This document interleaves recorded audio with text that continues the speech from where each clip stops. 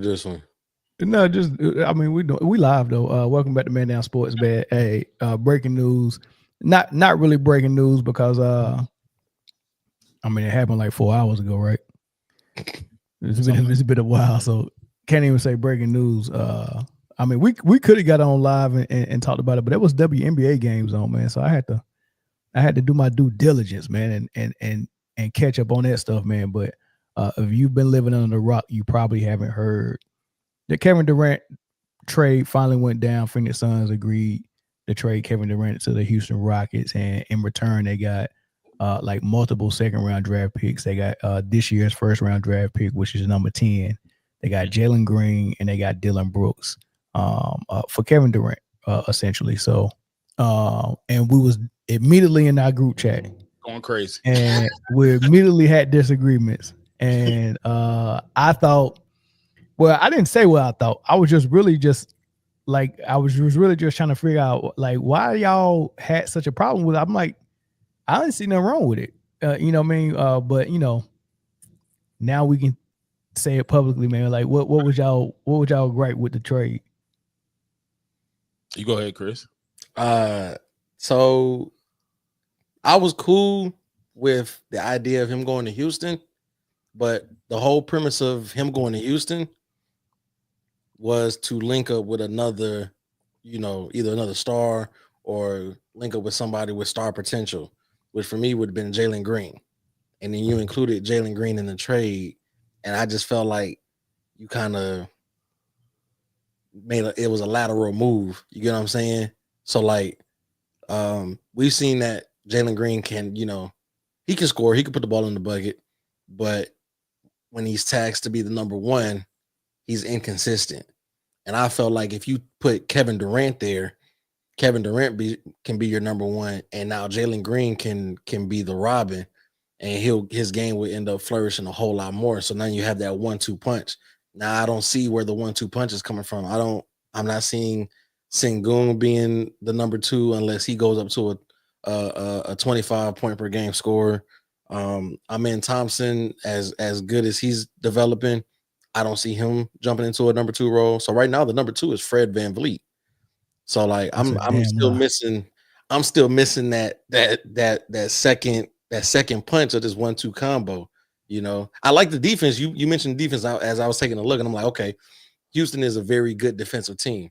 So that'll be something that Kevin hasn't had in Phoenix, right? So that I like that. I like that for sure. But as far as you still got to put the ball in the cup, who's going to be the number two guy behind KD? I'm not seeing anybody on that roster right now. See, so first of all, I think yeah, you're looking at it through a lens of what we've been seeing people do, you know, following the LeBron James trend. You don't always need to have these prolific scores. And when you said a lateral movement to me is you leaving one situation and going into a situation that's exactly the same, which is what it would have been if you tie him up to Devin Booker, two prolific scorers, and then tie him up to Jaylen Green, another exactly that 1-2 punch you're talking about. He just had that in Phoenix. Mm-hmm. How did that work out, right? On top of the fact that Jaylen Green is so inconsistent in crunch time and in the playoffs, you're not getting no Devin Booker and Kevin Durant type 1-2 punch, right? So you're saying, oh man, he was an inconsistent number one. Well, if Kevin Durant comes and be the number one, then he can just be a inconsistent number two.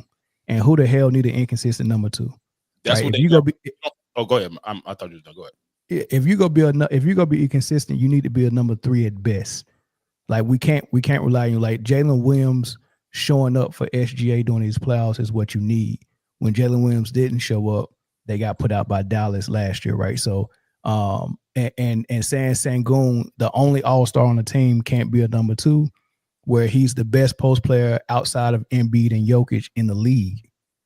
One of the best passing big men. He's competent. He showed up in the playoffs. You know, only question I got for him is he gonna be a defender? Is he gonna help defend? But then you got Steven Adams coming off the bench, and that's crazy. And then you get to keep Jabari Smith Jr., a very long 6'11", capable 3-point shooter, score from the mid-range and in the post, who also plays defense, along with Tari Eason, who plays defense, who's a hard-nosed, like attitude, which you'll be losing in Dylan Brooks, with you losing that attitude, but you still got it with Tyrese, and you definitely got it with Amen Thompson. He's like Ryan Artest out there.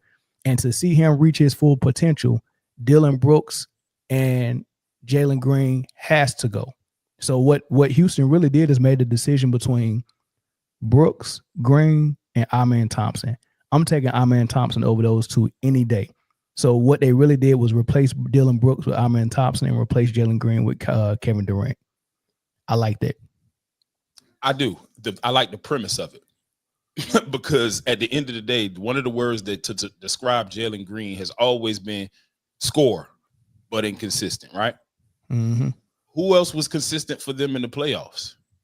It wasn't Jaylen Green. That was Sengun and Van Vliet. Sengun, but it was Fred Van Vliet. And Amen Thompson. Amen Thompson played great defensively. He had a couple of offensive games, but nobody is consistent. So what I'm saying is, as great as the potential of Amen Thompson is, which I think the Thompson twins are eventually going to be stars in this league at the least, maybe even superstars. I don't think they're there yet. I think that you did make a good point when you said they need room to grow, but Kevin Durant don't have 2 years. We don't know if this guy's a microwave or a baker as far as offensively, because at the end of the day, if you change your role from being the first guy off the bench to the starting two guard next to Kevin Durant, the expectations immediately change. Mm-hmm. They immediately change. They change almost instantaneously. So now what you were providing for us is not going to be good enough. I don't know how long it's going to take. Granted, like you did make a good point in the chat earlier, Mel, you said that with his work ethic, with his consistency, with the things that he has done, I fully assume that he's going to be whatever he needs to be. We just don't know how long it goes to get there. It's like abandon. Jaylen Green had a really bad start to the season, like really, really bad start to the season. I don't know if Dre and Michelle had anything to do with that, but they had a really bad start to the season. And it was the Wingstop commercial. It was the Wingstop commercial. No, it was that fingernail polish and rocking long hair like he freaking Guadalupe or whatever that nigga, Dia Lipa, whatever her name is. That's how a nigga wears hair. You don't call her 3 different things. Everything but a name. Everything but a name. But I like I said before, I don't really have a problem with the trade. I just hope that he does live up to that potential, because we live in a generation now where as soon as you don't immediately yield the results that we expected you to do, Mia right here staring in my face. As soon as you don't do what you expected them to do, then you're gonna get the label. Does he have enough? I don't want to hear that. I want this team to be ready. And I've seen teams who have completely abandoned developing a player because they think they in win now mode, and when it doesn't work, then that same player gets shipped out. And I just don't want that to happen to him. Well, I mean, if it don't work, you gotta. It ain't like so. This comment right here I'm about to put on screen. He said you traded a young rising star who played 82 games. Some of those games he might as well not play, and don't forget that he got benched like twice in the fourth quarter in the playoffs because he was so bad. He had one good game in the playoffs. Like ain't nobody trying to bank on that. That like you're not my future. I'm sorry, but once Amen Thompson came in and showed me something, I think Udoka and the GM seen something in Thompson and was like, nah, this is like what's in his chest and what's in his brain, what's in his work ethic, all this stuff. I'm banking on this kid, whether I'm banking on the kid that humps dudes in his dorm room and puts on fingernail polish. He's a mentally weak dude. So yeah, I'm not impressed, right? I'm not impressed at all. But your best defender, wait, who was your best defender? He got to be talking Dylan about Brooks. Amen Thompson is first of all, Amen Thompson might be the best defender in the league. So I'm sorry, Dylan Brooks is not it. Dylan Brooks is not your best defender. It's Amen Thompson, right? And a haul of draft picks. They got a haul of draft picks on their bench. They got Reed Shepard. They got Jabari Smith Jr. They got Tyree Eason. They got Amen Thompson. You can't build your whole roster off of just draft picks. Yeah. At some point, you got to have the guy. Cash in. You got to cash in. I get it. Trust me. Like I told you in the chat, man, I understand the premise of it. I love the fact that they going for it. You know, I because, you know, time in the league is really limited when it comes to your window. They were the number 2 seed. They went and got KD. They you know what they're trying to do this year. There is no question about it. It just I just want to see. I want to see what they do. Mel, you mentioned this too. At the point guard spot. I want to see the young guys. I want to see some more consistency from Jabari Smith too, because as good as he has, 6'8", 6'10" guy who can stretch the floor, a lot of skill, NBA pedigree. If those guys take the steps that they need to take, then at the end of the day, I do think they can be successful. It's just a matter of when.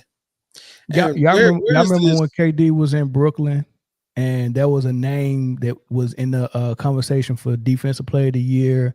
He was catching lobs all over the place, getting blocks, doing all types of stuff, and his name was what was number 33 name? Not left-handed, from Georgia. Nick Claxton. Nick Claxton. When last time you heard his name? Haven't. Really? Watch how Jabari Smith get unlocked with KD on the floor with him. Now that's another aspect. Because listen, all you got to do is be decent when you got to score like KD, because he's going to require a lot of attention. And even though he's up there in age now, on the back end of his career, the way he scores the basketball is not an athletic super duper. I'm running, jumping, gunning. He can shoot from every single level, and he's he got a 7 foot tall dude that can shoot jumpers like that. He's going to be able to score the ball. We saw what he was able to do last year. He can score the basketball still at a very high level. If those guys, especially if Amen was able to not even be a great 3-point shooter, just become more consistent at that, he is going to have that leap. if he can become more consistent, he's going to have that leap. We know what he's going to do on the defensive end. He's a great rebounding guard / wing. He's going to play 110% all the time on the floor. And Udoka is definitely the coach for this team. Y'all made some good points. I'm a wait and see type of player, because I don't want all this stock to be put into this young guy who I think got so much potential, because potential ain't nothing except for what you're supposed to be. Yeah, but I don't know if it's potential no more. Only thing he got to do is is become a better shooter. Like what we've seen from him in the playoffs is that he's going to show up. Jaylen Green didn't. Like when Devin Booker first got his opportunity to show up in the playoffs, he showed up when it was his team in Phoenix. He led a team all the way to the finals and was the favorites. He's led a team to a number 1 record in the league. This is the type of stuff Devin Booker did. Devin Booker is that guy. Oh, definitely. Jaylen Green is not on that level. So I don't think they lost anything by giving up Jaylen Green. You gave up Jaylen Green for KD, and you gave up Dylan Brooks so you can free up Cam Whitmore and Amen Thompson. I'm sorry. I'm taking it every single time. And this dude said, when was the last time KD helped the team win? Both Olympic teams, the last 2. He did it by himself. No Steph, no LeBron, no other superstars on that squad, except maybe Tatum. I think Tatum was on there. Listen, we having our differences right now, but stop doing that. Like, what are you talking about? KD is going to help any team that he's on with. The man can do what you need to do as far as putting the ball in the cup. And the last time I checked, you need to score to win. He can always do that. And I don't like this idea that Kevin Durant plays no defense. Where does that come from? Mel, was that 2 years ago when we did the show? 2 years ago when we highlighted all of his defensive highlights in Brooklyn as a help side defender. So on ball defender too. On ball defender too. Like so. Yeah. So the zero defense narrative has to stop. Nah, Kevin Durant ain't that dude. He not that dude at all. I don't think. But he is 37 though. So I mean, that's a good knock. If you want to knock his age, then I'm with that. And to be honest, I'm with everybody who's saying they probably won't win in Houston. But this will make them competitive and make them a contender. But I don't think no team whose best player is 35 or above is winning anything. Like I don't think the Lakers, if LeBron is still their best player, is winning anything for a couple of reasons. One, if a 37-year-old is your best player and he's taking up a quarter of your salary cap, you can't get that hurts you with how you can build around them.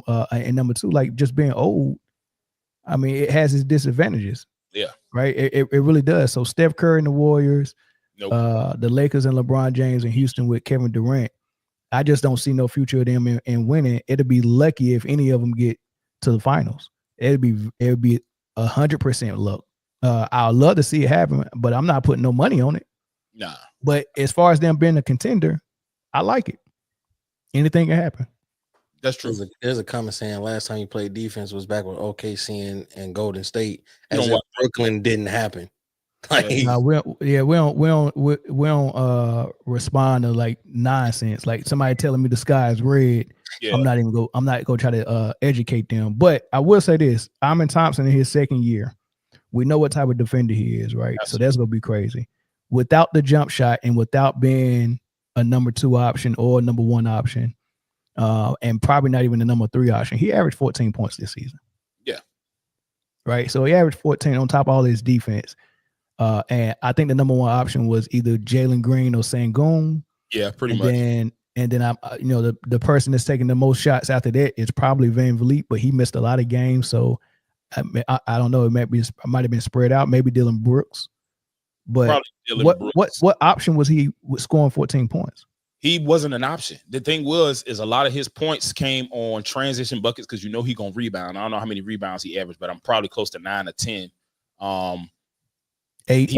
8. He's going to rebound the basketball, and he gets an offensive rebound. He's going to push it in transition, and I would love to know how many 3-pointers he took, because he knew that was his weakness. But man, his ability to get to the cup is definitely intriguing. It's intriguing, and it's definitely part of the reason why I think they were willing to do this. Because if you go look at his straight line drives, he's strong enough to absorb the body contact like let's say a Shea, but he athletic like Ant-Man. Like that's dangerous, and he gets to the cup. He knows where his spots at, and that's a big thing when it comes to the NBA. Get to your spots. He knows where his spots are, and if he develops that jump shot, then the sky's already the limit for them. They meta-humans. They built to play basketball. Yeah, I don't think the shopping spree is over though. I think they still go out and you got to grab some other pieces in free agency for sure. Like, and as a Pistons fan, I said it in the group chat. I was like, I hate this, but if they go get Dennis Schroeder, I'm not mad at that. Dennis Smith Jr. just worked out for the Sixers not too long ago too. Yeah, go get Dennis Smith Jr. if you can't get Schroeder. I take Dennis. The only knock on Dennis Smith Jr. is his knees going to survive the entire season. 82-game season. Yeah, he has some bad injury history, but what's crazy is he still came back really athletic. So more athletic. So because of that extra, what he had an extra ACL. He had 2 ACLs. That man had 2. Had that AP. That was like, look, man. After we did the surgery, we noticed that you had another ACL that was 100% intact. What man? And they said it was stronger than the one we just repaired. This man grew an ACL. He grew one. Y'all go look that up, man. Dennis Smith Jr. found the extra ACL in his knee, man. When they went in there for surgery. Other one. That's amazing. Let's talk about the other side of it. What is Phoenix? Phoenix. Let's talk about Phoenix. So I'm not seeing, like, I've been seeing things of everything is fluid. There's no credibility, but I'm seeing things talking about that Jaylen Green might not stay in Phoenix. He might be on the move as well. So, but if they don't move and they start the season as Booker, Bill, Brooks, Green, you got 4 people at the same position. The same issue you had when you first bought Bill in there. You trying to figure out how can you play Bill, Booker, and KD, and your answer was one of them had to play point guard. So they tried Booker at point guard, but they needed his points. I mean, he was getting assists and stuff like that, but it just wasn't working for the team. And then, he's an offensive-minded player, man. Like, making him try to do both is weird. Then they tried Bill there. Then he couldn't stay healthy. I mean, they just couldn't get their traction. And now we're in the same situation. One of them dudes got to play point guard. And then you still got Grayson Allen. You just re-signed him last year. You still got the point guards they bought in. What's the Jones kid? You still got Jones. Like, so now you got other guards that you're invested in, and you ain't got no room for them to play because you have to play these all-stars. Got to. They're guard heavy in Phoenix right now. Yeah, like who is going to take that? Well, first of all, Brad Beal got to agree to wherever they trade him to. But who is going to want to trade for Brad Beal except for a team who's looking to be as bad as they can this year? Well, you know the NBA has a couple of franchises that are like dumpsters for the franchises that are competing. So they can force one. You know what I'm saying? It's like a little brother, big brother type thing. With hey, look, hey, Charlotte, you got to take him, dog. You got to take this contract. You got to take him, and Charlotte got to do it because you're the little brother in the fraternity. You're the dumper. Like, hey, man, we need more black coaches. Charlotte, Atlanta, you got to hire some black coaches because we ain't doing it. You know what I mean? So they do that. So it's a superstar coming out next year, and Charlotte, y'all had the worst record. Look like y'all go get the most ping pong balls, but I'm sorry, big dog, you got to take the hit for this one. This guy got to go to a big market. So you get number 2 again. You get number 3 and number 4. It happens every single year, y'all. It happens every so I can see, like I told y'all in the group chat, I can see if these rumors are true that LeVar Ball keep talking about he want LaMelo out of Charlotte and he want him in LA with his brother. And then LaMelo Ball on his podcast said, oh man, Melo getting traded on draft day. Right. So if all of that is true, I would like to see Phoenix make a play for Melo so they can get something that makes sense. A point guard that's willing to run the offense and look for their scorers that also can score. So I can imagine, okay, Charlotte, you'll take Bradley Beal for an incentive for you taking this huge contract. We'll give you Jaylen Green as well, and we'll give you our number 10 pick. But give us those 2 players you don't want no more. Give us LaMelo Ball, give us Bridges, and we'll take them over there. So you take that huge contract off my back, and I give you Green, and Green get to go crazy with whoever y'all draft and Brandon Miller, which will probably draft a point guard. Have your way. So we over here with LaMelo Ball at point, Devin Booker at the 2. We'll probably draft Ace Bailey with our number 4. Oh, we're gonna swap picks. We're gonna swap the number 10 and the 4 pick with Charlotte. That's fair. We'll take Ace Bailey at number 4 because his draft stock is falling. It should be no problem getting him at 4. Ace Bailey at the 3, Bridges at the 4, start Bowl at the 5. That seems so easy. Like it seems that. But the key cog and all of that is somebody's got to pick up Bradley Beal's contract. They'll dump it somewhere. Like that'll be a part of the agreement. We'll give you this. We'll give you a automatic score. You know what Jaylen Green is going to do. He's a bucket getter. We'll also give you this pick, or at least trade picks with you, so you still will be in the first round. It's like incentivizing taking on that horrible contract. Right. Is there anybody else that could take on that Bradley Beal contract that's just like bottom of the league, dumpster fire, that's with something in return that could work for Phoenix? Or is it just Charlotte? That Bradley Beal would agree to go to? Yeah. That's the with key. The no trade clause? Probably not. Nah, because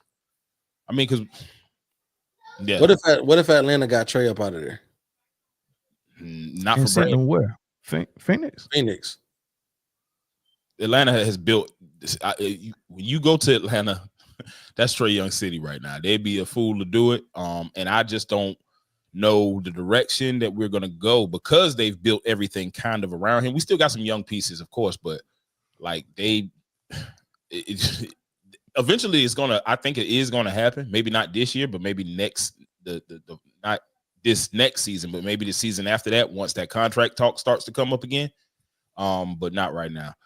I think that he would be great with those guys like Bol in Phoenix, and of course D Book. But I don't think Atlanta's gonna come off him until next year to see what we have. See what Dyson Daniels turns into, who's just the most improved player. You know, they're going to give it another go round. I don't expect us to win, but if we end up playing this year, then Trey might be gone as soon as our season ends. Yeah, it's crazy. That's crazy. Let me educate some of these comments, man, because they getting outrageous. Dude doesn't know Kevin Durant. He said Karen Durant has been on super teams and stacked rosters and failed last. Let me explain something to y'all about teams and been able to contend, right? If you look at the normal progression of how you build a team, if you take the greatest player of all time, Michael Jordan, who comes in, and it took about 5 years for them to build a team that can advance in the playoffs deep, and it took them about 7 years to build a team that can actually get to the finals and win. That's the normal process of building a team, 5 to 7 years. Mm-hmm. So every time you switch teams, it's supposed to take 5 to 7 years for you to actually build something, right? We've seen LeBron actually switch teams and bring superstars with him and make it work right away. And I think y'all think that that's supposed to be able to happen all the time. No, it takes 5 to 7 years to build a team. What Kevin Durant is trying to do by leaving Golden State is something that takes 5 to 7 years to do, and he hasn't been with one of those franchises that long. He's trying to do it overnight.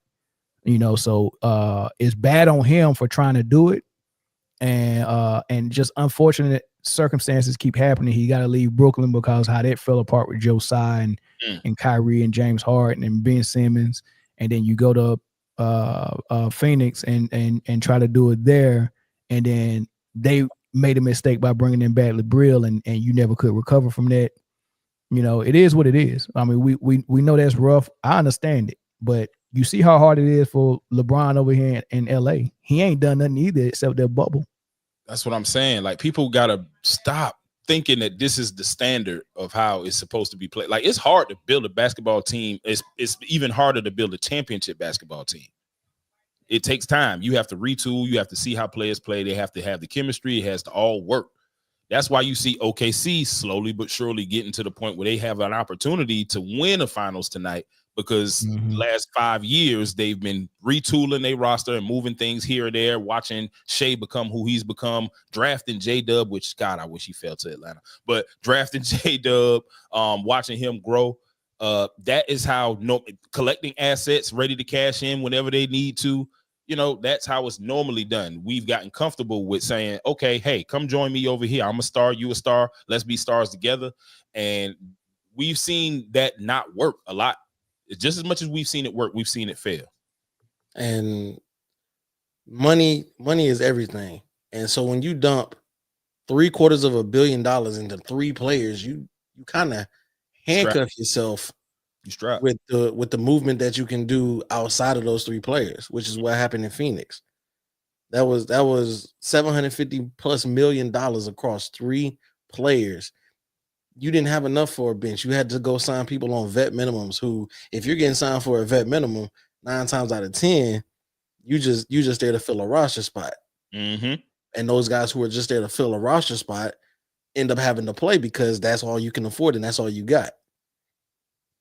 So to saying that, he's had these stacked super teams, and then you go to we all know what happened in Brooklyn, that whole situation. Jeez. That was he still showed up day in and day out and put in the effort and put up the numbers. Yeah, he was phenomenal in Brooklyn, man. That team when they was healthy with Harden and Kyrie was scary, boy. It was gone. The way they opened the Bucks was insane, dog. If it wasn't for that big toe, man, golly, that was gonna be it. They was gonna get a ring that year. Who was? I don't think so, because Kyrie wasn't coming back. Harden might have got healthy, but if they would have got past Milwaukee, that was it. If they would have got past Milwaukee, I think Harden could have got a little bit of time to get better. But I mean, Harden couldn't even run full speed. I remember he had got a steal and was at half court. Nobody was in front of him, and he took off, and then he felt that hamstring about to pull again, and he had to slow it down and stop and let everybody catch up. He couldn't beat nobody to the rim. Mm-hmm. I was like, golly, man, he trying, bro. He trying. But Josiah self-sabotaged that whole team, though, because he did badly. He self-sabotaged that entire roster. That could have been another team that we were talking about as far as in the championship lore. And it would have been interesting to see that team stay together without all of the other stuff where you condemning the guy for posting anyway.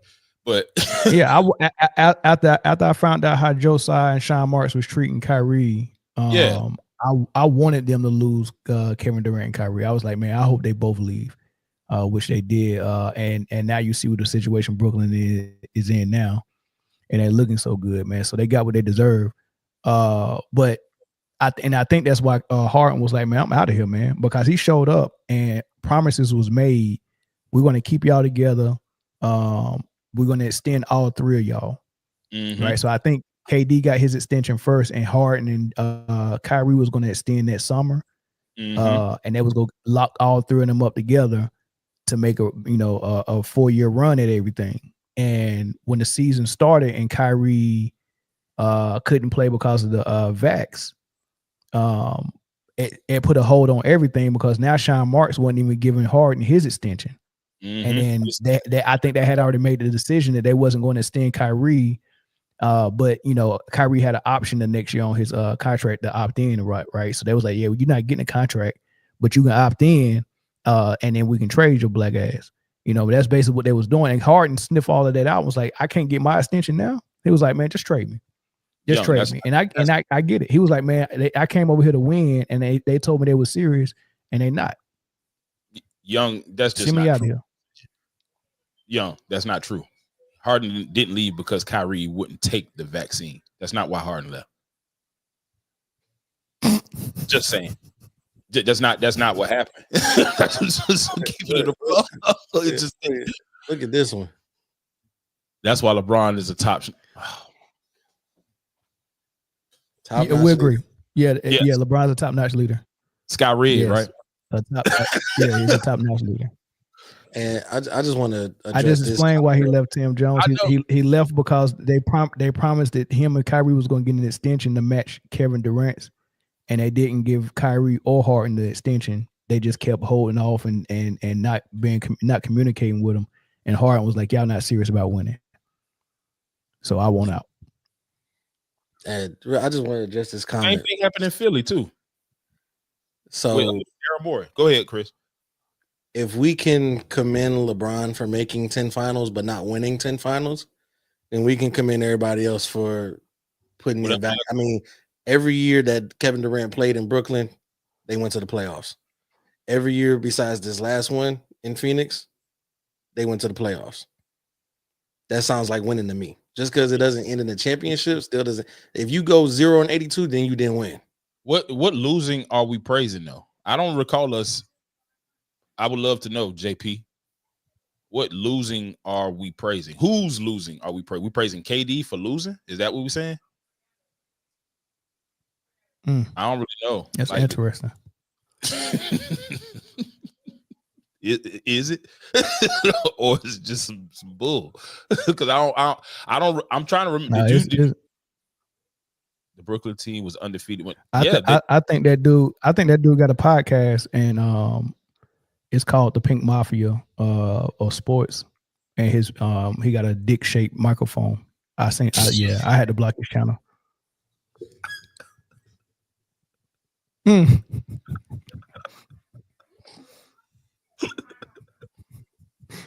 I seen his podcast. I was like, this dude spitting on the mic. Literally. Yeah. when he said Pink Mafia, and I was like, oh my gosh. I don't see how this is finishing. Yo, I'm not. It went exactly the direction I thought it was gonna go. This is not.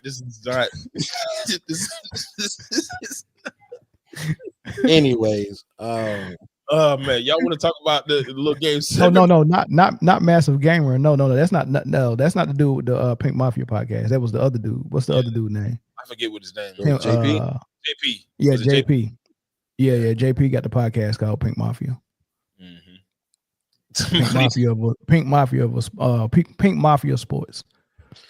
Yeah. To finish this topic off real quick, I think Houston can be competitive, but like I said, the shopping spree can't stop right here. You got to go get a couple extra role players and pieces to finish filling out this roster, and then I think they'll have a chance. They boosted their odds already. Yeah, man. I can't even think about what I was just saying. Bro, the space between those last two words is diabolical. Not supposed to be there. Diabolical. Yeah, yeah. He heard you talk about King Mafia. That's what. That's That's space.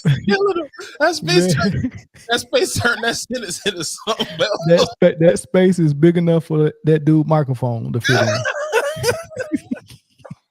That's what we like to call a gap. Oh, I do want to ask y'all a question though.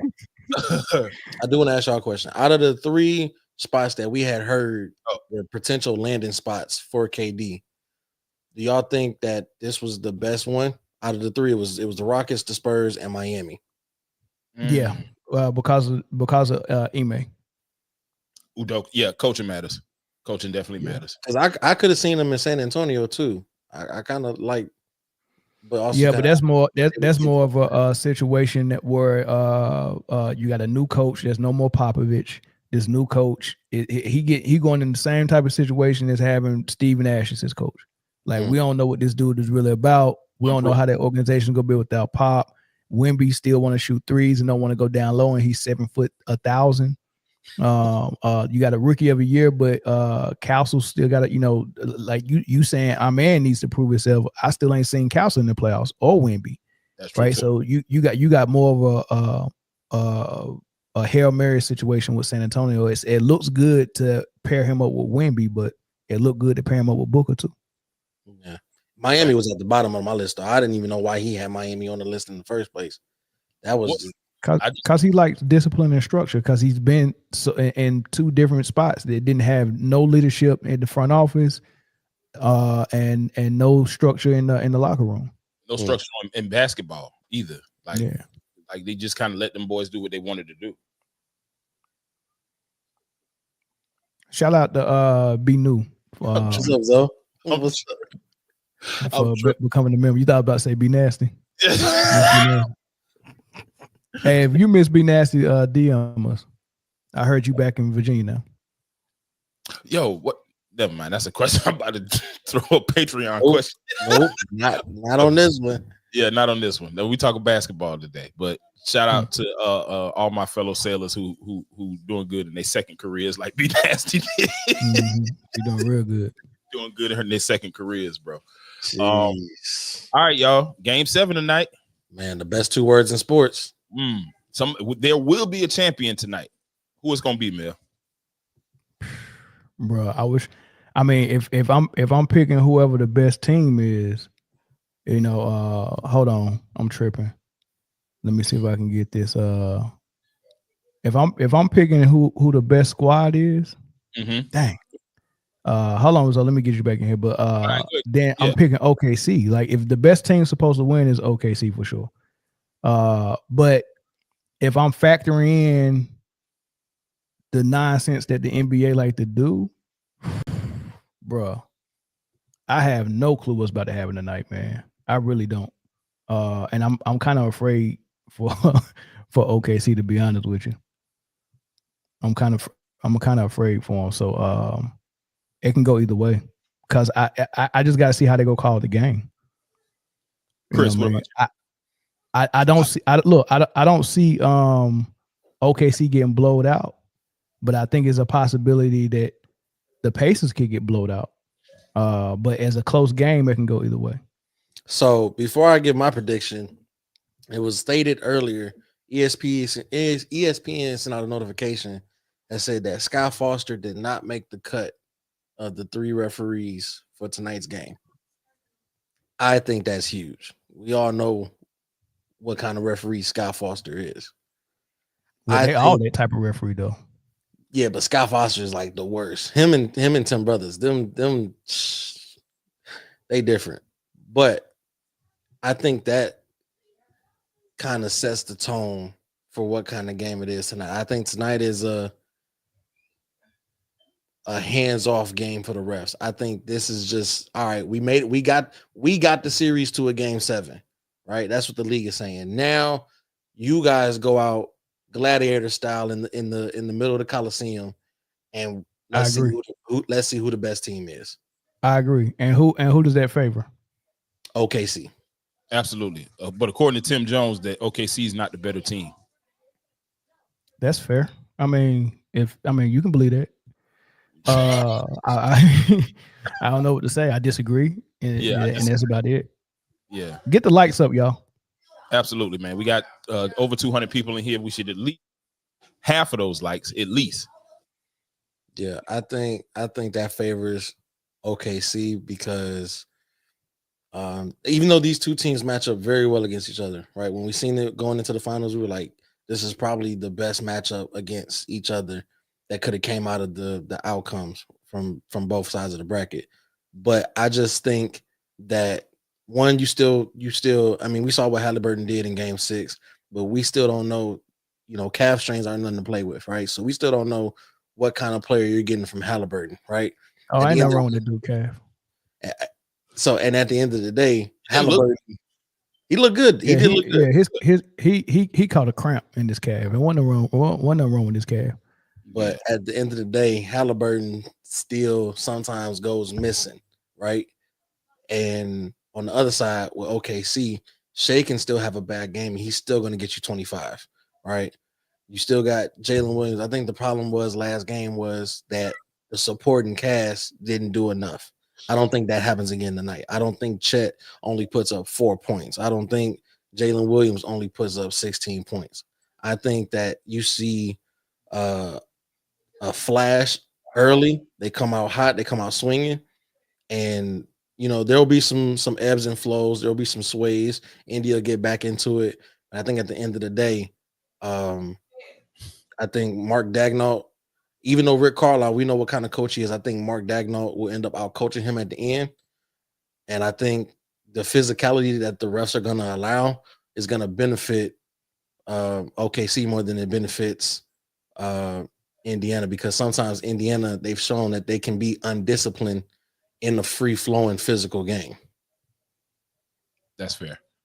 I think the biggest thing, which is one thing that OKC did not come out with, they have no choice this game, is to come out with a playoff level intensity like your back was against the wall. In Indy, they felt like they were supposed to win. At least that's what it looked like. TJ McConnell is going to be a factor because that dude keeps getting on the floor and just making positive plays, whether it be his energy, just his effort on defense. He's not the biggest, not the strongest, not the fastest, not athletic at all, but he just goes 110%. He's a smart basketball player, and you got to defend him. Like you can't just not defend players. If OKC wants to win the game, then you just can't sit there and say, all right, man, he's self-check, because everybody's in the NBA. I do feel like OKC is the better team. I think they're the better constructed team. I do think that the grit that the Indiana Pacers have shown in a lot of favorable situations have benefited them to make it to this game 7, but nevertheless, they're here. If they let them play, just like Chris said, just like Mel said, I would like to see the better team win, and that better team to me, not to you, Tim Jones, but is OKC. Well, I mean, if OKC not the better team and they win, then I guess it's a huge underdog story for them. They win a game that they are not the better team in, but was favored in every game for some reason by Vegas, and also had the better record by more than 20 games. How many wins they have? 68? 68. 68 wins. Yeah, man. so Underdog story. But I mean, but it happens because I don't think the Cavs as a team would match what their record was either. That's true too. That is true. And plus it's the playoff. It's a different season. It's not the regular season. So I get it. The record might not tell the whole story, but in this case, I think it does. I mean, yeah, they're a good team and they got the better player. They got the best player on the floor. They're supposed to win. The reason why I want to see them win the most is because I know that the games that they didn't win in Indiana was a big piece of that pie. All right, so let this game 6, a big piece of that pie of them losing was them not coming out ready. That was number one. All right, so that's the biggest piece of the pie. So I'm not taking any accountability away from them and SGA as a leader, right? He didn't have his boys ready to go, right? 100%. So that's the big piece of the pie.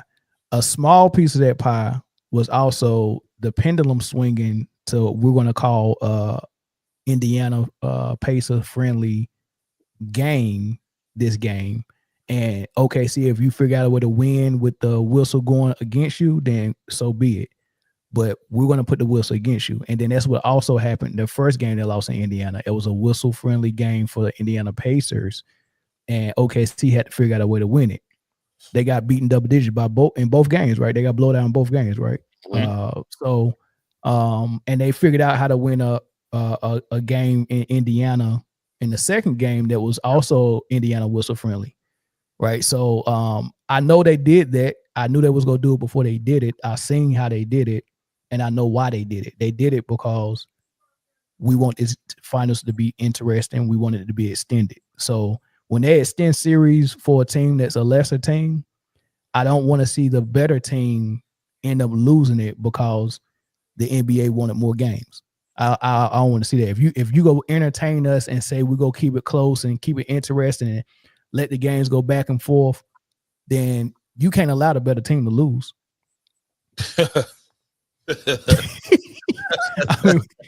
I mean, it's just how it's true.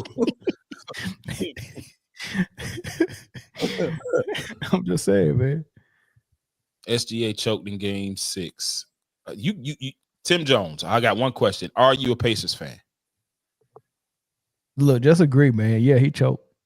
Yeah. He choked. Yeah, are you who cares? He choked. Just let us know in the chat if you're a Pacers fan. I understand. This is big for y'all. I think we know the answer to that. I think so too. He probably bathed with used bath water and beef Wellington and soap. That's probably what they do. What? Yo, the smell of that bathroom be crazy. Beef Wellington is wild. Hey, I don't know what's more wild, the beef Wellington or the used bath water. That's all wild. Hey, what's that model that's selling her bath water? Oh, it is. I just saw this. And she's selling a fragrance that is her bath water. I can't think of the name though. Me neither. Hey, let me ask y'all a question. Who y'all think know the triangle offense better? Kobe Bryant or LeBron James? Is this a serious question? Yeah. This is asking on my show yesterday. I'm gonna take Kobe. You gonna take Kobe? Why? I mean, because he played in it. He played in the triangle offense. LeBron ain't never played. LeBron played in the triangle offense. Never played in any other offense except for LeBron's. Well, the argument that was given to me the other night is that LeBron's teammates say he has the highest basketball IQ they've ever seen, and he thinks that's that is the reason why he knows the triangle offense just as well as Kobe, without playing in it, without being coached by Phil in it or none of that. He just knows it by, just by watching it. You know what? Knows it just as well as Kobe. I was an OS in the Navy, right? So I can identify a lot of these different helos and aircrafts that land. I can't fly none of them bitches. I can't. I can see them. I can say, you know what? I know exactly what that is. I know what it is. I can know what it is. I can have the knowledge of the type of aircraft, but if they put me in that pilot seat, we going down. It does not matter. It don't matter that you know it. Like I can read a book on open heart surgery. My name is not Dr. Charles Drew, so I can't do that. I can know it. It's different when you do it. So hold on, but when you got your air pen and your surface warfare pen, doesn't that mean you knew it? Shouldn't you know it just as well as the people that actually do the work? You can know the words just as, because that's what I did. I did a lot of studying when I got my warfare pen. So that's not the same. That's not the same thing as actually doing the work. Absolutely. So hold on. So playing in an offense for Phil for 8 years is not. You don't think that's even to LeBron's high IQ and just looking at the offense from afar, never practicing in there and never watching film with Phil, never getting the concepts. Like some of the stuff that they never even used that they probably learned. Like Michael Jordan said that it took them 3 years when Phil showed up to the Bulls to learn the triangle fully. 3 years. So you don't think LeBron with his high IQ can just pick it up just as well as Jordan and Kobe? No. No, he cannot. I'd stop. Yo, listen, everybody in the NBA, it's a lot of people in the NBA that are smart and can recognize offenses and understands what other people do. Like LeBron is not the only one that says that he can, that does that and says he can do it. He's just the one that talks about it the most. But no, there's no possible way that LeBron James can know an offense he's never played in better than Kobe Bryant, rest his soul, in an offense that he won 3 championships in. Well, so somebody told me different.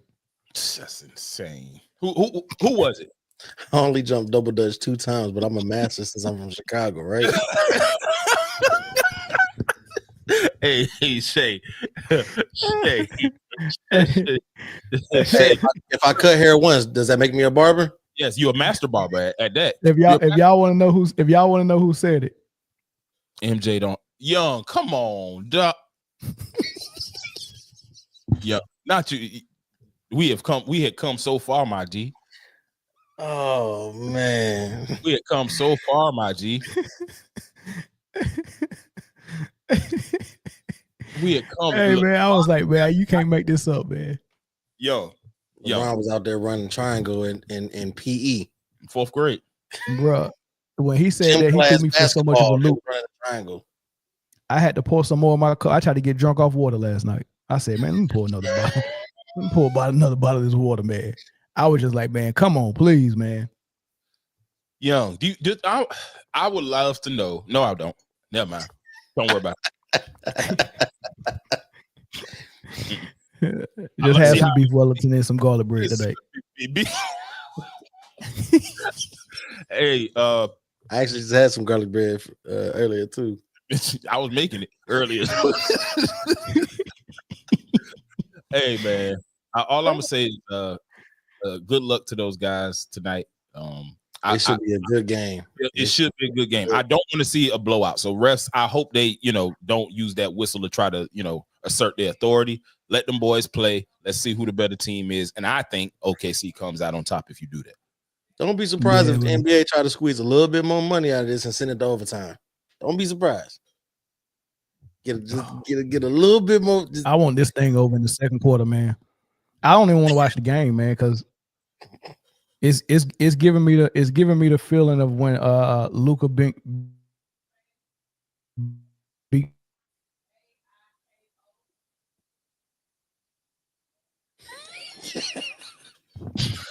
I felt like I needed to freeze too.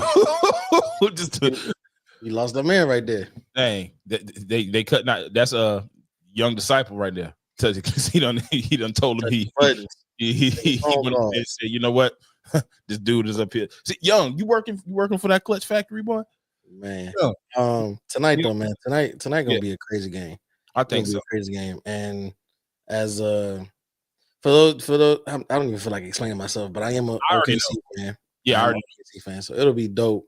It'll be a little bittersweet because it was supposed to be KD doing it in that jersey, but just as a fan of the team, it'll still be a tremendous feeling and accomplishment for that team. And like Mel said earlier, that I think this might be, maybe besides Milwaukee, I think this is probably like one of the few teams we've seen the build process over that time frame that Mel had mentioned of that 5 to 7 years. You saw it start with the dealing of Melo and Paul George and Russell Westbrook, and getting all the Hall of Picks back, and getting Shai Gilgeous, getting CP3. Yep, you know what I'm saying, taking those picks, drafting correctly, giving SGA the tools, the coaching staff to develop, and the freedom to develop, giving him a group of guys around him to develop with, build a core with, you know what I'm saying? So to see that process come into fruition, they've gotten better every year. And they're on the precipice of that complete transformation of and so I think that'll be a joy to watch. Is like the first time in a while we've seen a franchise go from actually rebuilding to rebuilt. Facts. I think that'll be pretty dope. I was hoping that OKC won and then made a deal with all them draft picks and maybe one or two players, and they was the one who went and got Kevin Durant. Ooh, I would love for Kevin Durant to go back, but I don't feel like fighting off the haters and the critics. Who cares? Who cares at this point? Let him. It's nothing Kevin Durant is gonna do. The people that don't like Kevin Durant and got a certain opinion about him, they're never going to change it. Yeah, they're gonna die that way. There's nothing he can do. They're gonna die that way. They're gonna die. Kevin Durant. It's nothing. He could go to the worst friend. He can go to Utah and win a ring, and they'll still say something. There's nothing he can do. Nothing. So, but it would be dope. It would be dope if he retired. If he retired in OKC, he has to. Yeah, that's what I want to see him go home. If I wanted him to go to OKC after they won it, or if they lose it, still go to OKC. I would have loved to see that, but you would have had to give up. Yeah, you would have. I mean, they got a lot of draft picks, and they got some. I don't know. Maybe they necessarily wouldn't have to give up a lot. I think you take his age into account. Crazy. That's a crazy. That's a crazy sentence. You could take his age into account. You could probably get a discount. You wouldn't have to give up so much. You definitely would have to come up off of a player or two for sure. But him and OKC one more time. That would if OKC lost and they made the trade for KD and they had to give up Chet, I consider. I'd be okay with it. I consider. You have to consider it. So if they came back next year with SGA, Jalen Williams, and Chet, Hartenstein and KD and Dort, yeah, and that was their starting five. That team. You lose a lot of rim protection. You lose rim protection with Chet for sure. You do. And the ability to guard the post a little bit because Chet Holmgren is he light, but so is KD. Mm-hmm. But in that same instance, you go pull Nick Claxton out of Brooklyn on a discount, having backup Hardenstein. I mean, you could.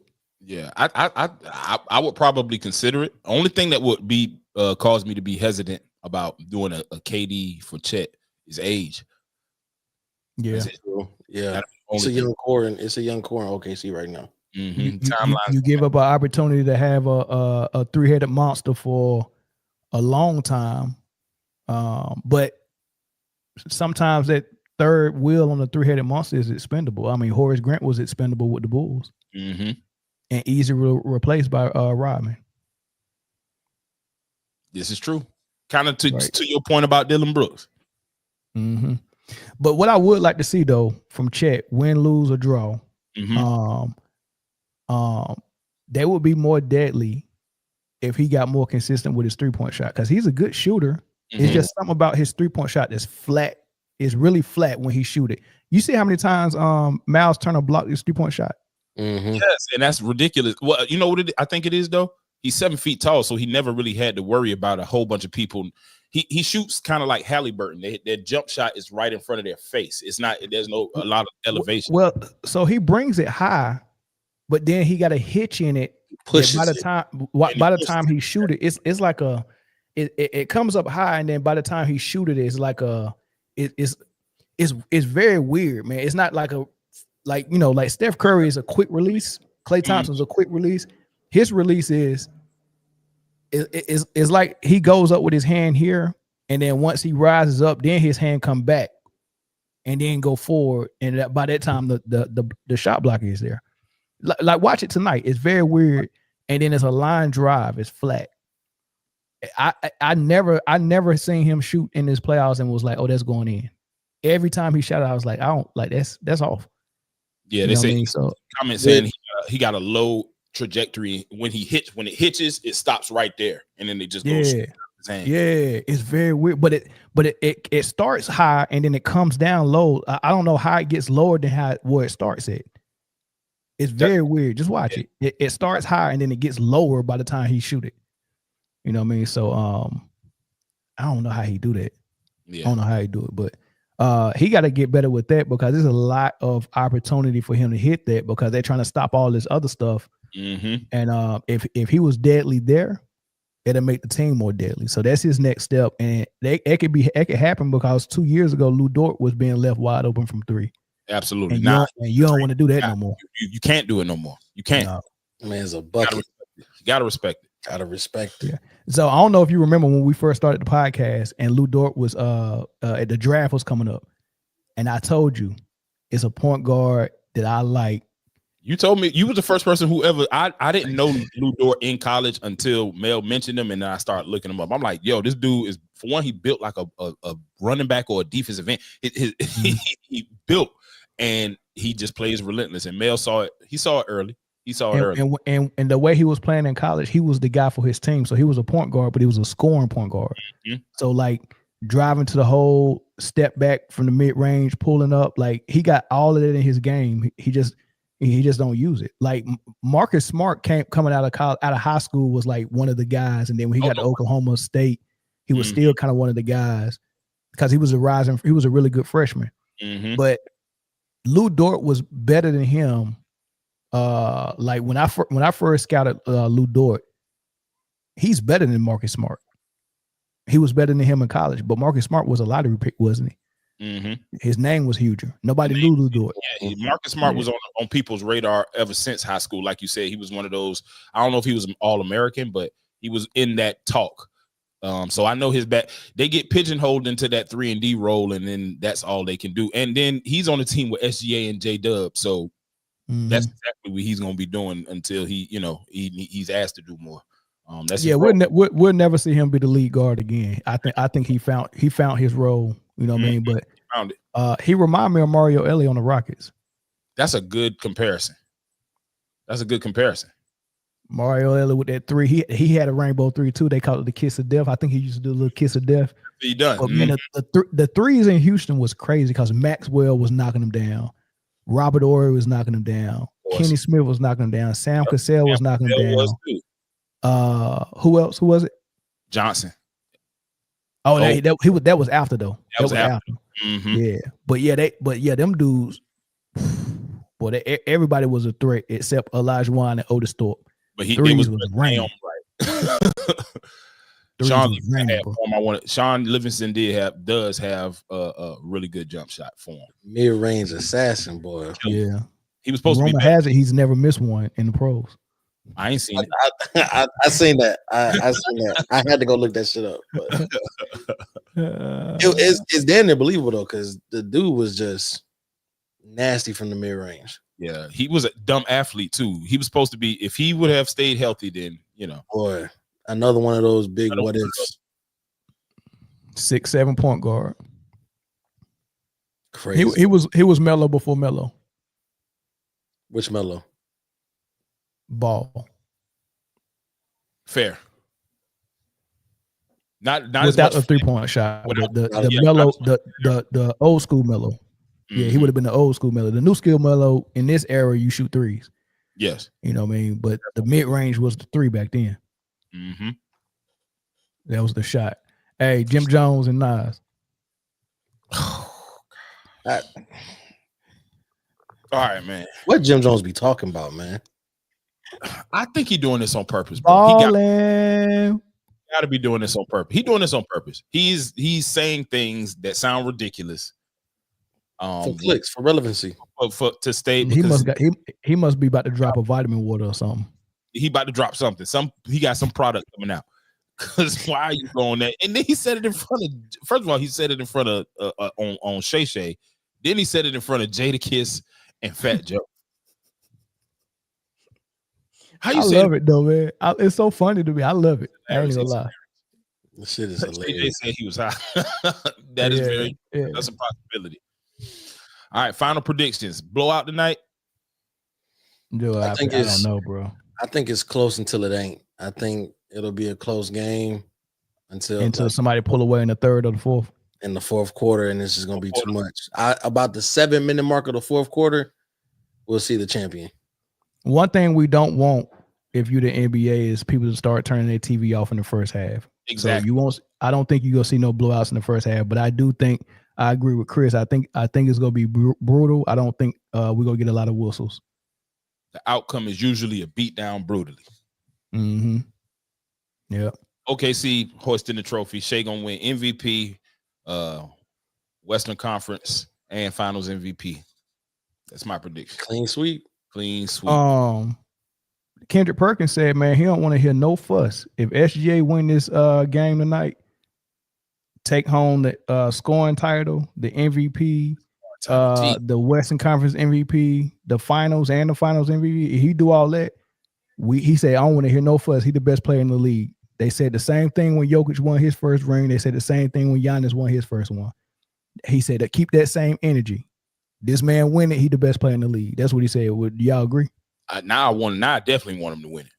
Now I believe he the best player in the league before anything that happened tonight. But tonight, if he wins, solidifies it. It's stamped in stone. Put it on the statue.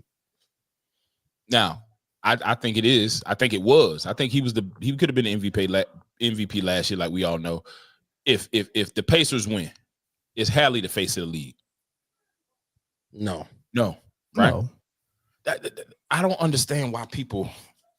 Oh, this is gonna frustrate me because I'm looking at these comments over here and y'all pissing me off. Have Hallie win the face of the league? How? Explain that to me. How is he the face of the league if they win? Has he had a great series of clutch shot after clutch shot in every series? Absolutely. There's so much more to be desired from his game. There are 48 minutes of regulation basketball time. Mm-hmm. You can't be hit or miss for 47 and a half and make hit a shot in the last second, and then you be the best player on that team. You be the best player in that series. Well, I don't think that does qualify you, but that's very damning evidence, because if Kobe did that, it'd be different. But we know what Kobe is, though. Yeah. Kobe gave you 48 minutes, though. Of Kobe. So, and to be honest, if Indiana wins tonight, it won't be Halliburton winning Finals MVP either. Just like he didn't win Eastern Conference Finals. Who would get Siakam? Probably Siakam again. We'll see another Jaylen. We'll see another Jaylen Brown. Yo, that be boy be praying. Let me give Siakam some credit. He is a cog on a championship roster, no matter where he goes. If he plays the way he plays, he's a needed piece. Obviously, he's played well. This would be his. He was real young in the Toronto series though, when they won it. But Siakam, he's played well this finals. Better than I expected him to play, even though I know he's a good player. Mm-hmm. He's a good player, but he's played better than I expected him to, and that's what you're supposed to do when it's all on the line. So shout out to I hate his nickname. Spicy P. I hate that. I'm not calling no grown man. Spicy P. Calling that man Spicy P. Did y'all see the video though of him praying to the basketball guys? I did see it. I did see it. Yeah. Then he go out and people. Somebody asked in the comment section, have SGA ever been all defensive team or got any votes or something like that? I'm looking at the complete voting list. He didn't make. He's only 2 all defensive team. He didn't make first or second team last year. But the votes after the second team, this is the order of people who missed it. Lou Dortz was the first name with the most votes. Kawhi Leonard was the second. Chet Holmgren was the third. Jared Allen was the fourth.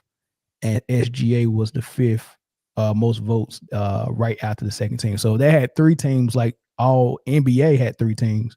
If all defensive had 3 teams, SGA would have been third team all defense last year. Damn near the whole OKC starting lineup would have been all defense. Yeah. Mm-hmm. At least on one or 2 or 3, if they had the third team, they that whole team would be there because they defend. Mm-hmm. Yep. I sent it to y'all, but yeah, he got votes last year. I look at this year's to see if he got votes this year. As a matter of fact, I already looked at it. He got votes this year too. So he's always gotten votes. 22 Savage said, was he player to the basketball guys of Baphomet? I think they might be the same. They the same people. Yeah. Oh, they at least live in the same apartment complex. They neighbors at least. Yeah. They might be cousins. I don't like this. I don't like this right here. OKC better win tonight, or SGA is a fraud. That's that new No. generation. No. Let's like it. Because if he wins, what does that mean? It's got to mean the opposite then. True indeed. So that means he's the best. I take it. I like it. I like it. He's the best. Okay.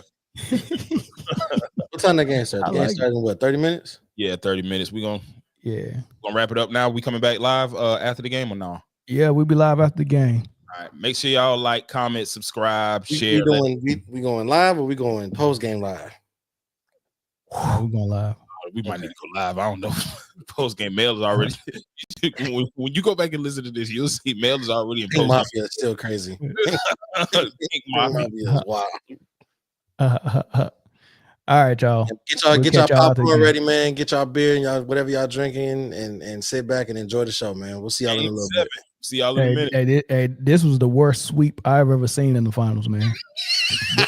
If a gentleman sweep is 4-1, what is a 7-game sweep? What is NBA constructed? A gentleman. What's the opposite of gentleman? This is a scholar sweep. A gentleman, a scholar. He's a scholar. A scholar sweep.